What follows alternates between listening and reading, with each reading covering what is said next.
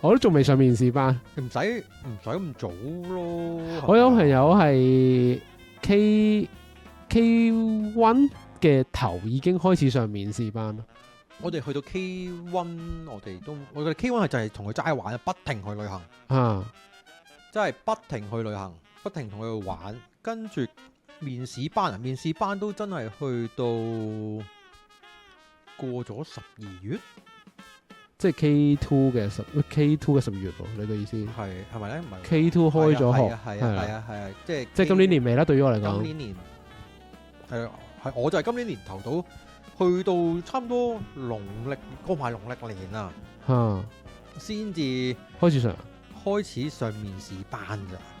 咁但係你個效果好似都唔錯喎，即係如果你3月4月咯，係咯，2、3月4月咯，係啊，甚至乎有啲媽媽話其實你去到4月都冇乜問題嘅上面試班。